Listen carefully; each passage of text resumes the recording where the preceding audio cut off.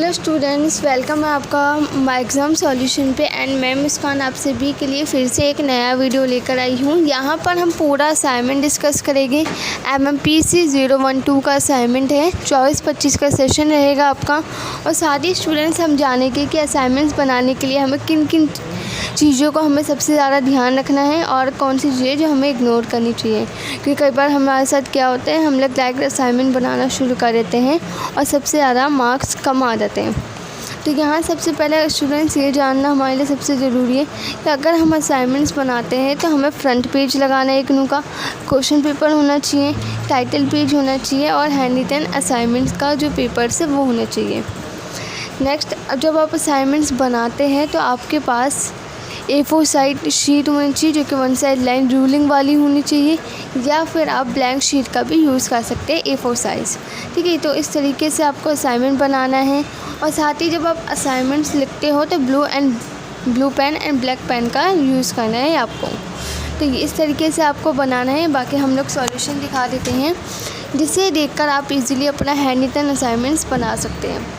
तो यहाँ से स्टूडेंट्स हमारा PDF है, ये जो सॉल्व PDF है, इसे आप देखकर इजीली अपना हैंड रिटन बनाइए।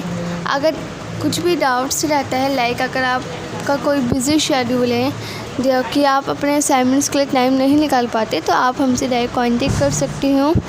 डिस्क्रिप्शन में आपको नंबर प्रोवाइड किया गया है, उस नंबर पर डायरेक्ट कांटेक्ट करके आप असाइनमेंट्स परचेज़ कर सकते हो। तो यहाँ स्टूडेंट्स हम लोग यहाँ 2 टाइप्स के असाइनमेंट्स प्रोवाइड करते हैं। यहाँ पर अगर आप सॉल्व PDF लेते हो तो वो आपको ईज़िली PDF फॉर्म में व्हाट्सएप पे मिल जाएगा। एंड अगर आप पूरा हैंड रिटन बनवाते हैं तो उसके लिए आपको ऑर्डर प्लेस करना होगा। ठीक है, देन इजीली दोनों मटेरियल आप ले सकते हो। बस आपको क्या करना होगा, दिए गए नंबर पर कांटेक्ट करना है और जानकारी लेनी है। जो भी क्वेश्चन है वो डाउट्स क्लियर करना है। देन अगर आप बनवाना चाहते हैं तो आइए अभी जाइए और ऑर्डर प्लेस कीजिए।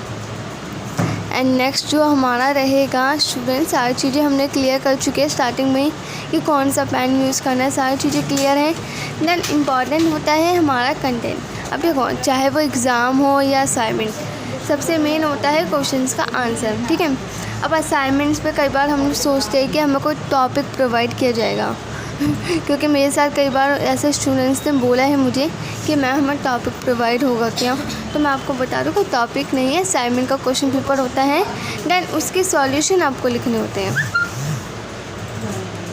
एंड ये सारे पॉइंट है आपके क्वेश्चंस के आंसर के। तो इस तरीके से आपको पॉइंट में लिखना है। कोशिश आप यही करना कि आप जितना हो सके आप पॉइंट में आंसर लिखो।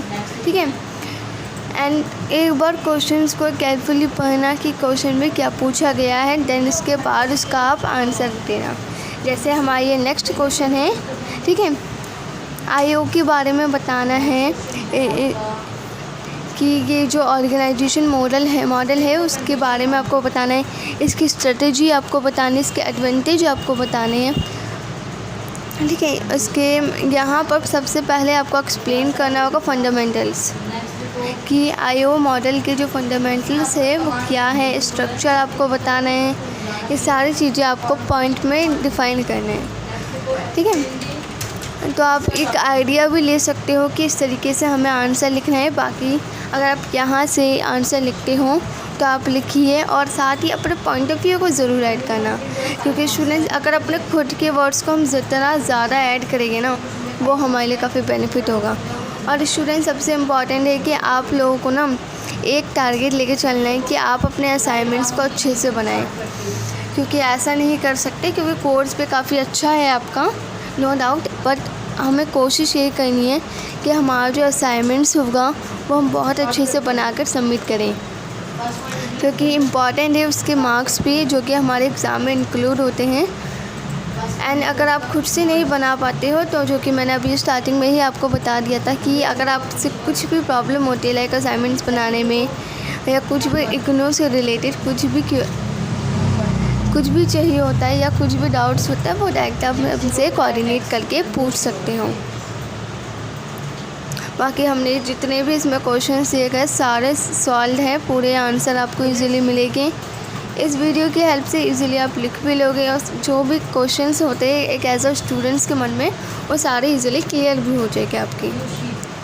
बाकी अगर आप हमसे डायरेक्टली बनवाते हो ऑर्डर पे तो उसके लिए आप दिए गए नंबर पर कांटेक्ट कीजिए। बाकी आपको हमारे यहाँ से अच्छे से असाइनमेंट्स बना के देंगे।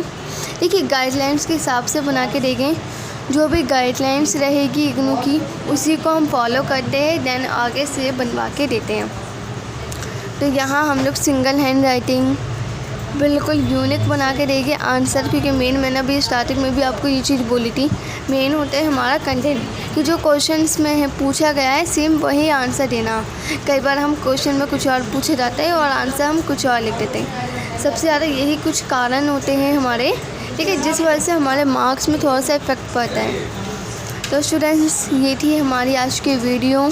आई होप सो आपको पसंद आई होगी एंड ऐसे ही वीडियोस को देखने के लिए मेरे चैनल को सब्सक्राइब कीजिए।